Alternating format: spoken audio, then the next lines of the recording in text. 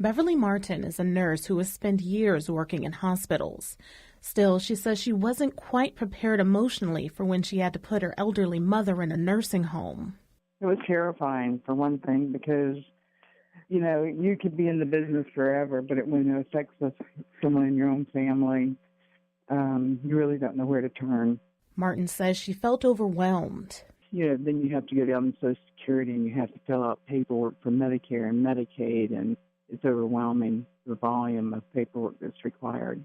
And you're already going through the emotions of what got your loved one there, and then you feel like you're betraying them because you promised you'd never put them in a nursing home, and then you worry about the money. One of the biggest issues families face at such a time is trying to navigate who pays for what. Lots of people believe that if their loved one is a senior, they're covered by Medicare. But in most cases, the program stops footing the bill after the first 100 days in a long-term care facility like a nursing home.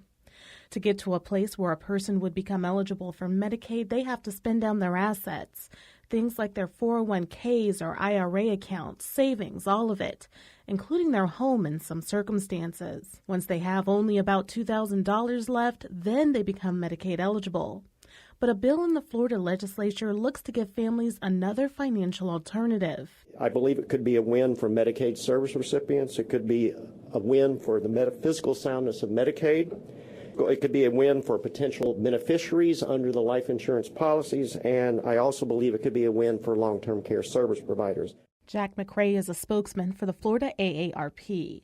The group is backing Senate Bill 794. The proposal by Senator Jeff Brandes would allow people with life insurance policies to sign them over to the state in order to pay for their care, because right now, policies are counted as assets, and a person would have to cash it in, often at a reduced value, as part of the Medicaid spend-down. The second part of the bill would allow the life insurance policy to be sold to a third party, often at a far higher value. The money would then be deposited into an account with automatic withdrawals going directly to the facility. It's very similar to a sort of reverse mortgage for health care. And Chris Orestis, CEO of the company Life Care Funding, which specializes in these kind of transactions, says they're beneficial to middle-class families who have too many assets to qualify for Medicaid, but not enough to foot the bill for long-term care. You have this middle-class bulge that is, quite frankly, penalized for having too much assets to just go right on to government assistance, but not enough that they can afford the choice of care and extend their ability to remain private pay. Orestis says converting life insurance policies into a form of long-term care insurance is something people can do now, but most families aren't aware of it. And advocates of the proposal say as long as its reporting and disclosure requirements are left in place, they'll continue to back it.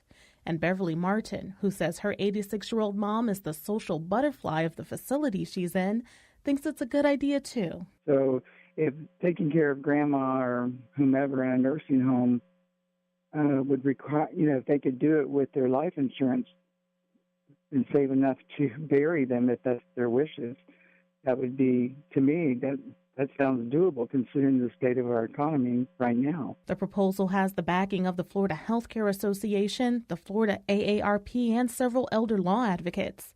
It cleared its first committee stop in the Senate unanimously, but still has several more to go. A companion bill is making its way through the House. For WFSU-FM, I'm Lynn Hatter.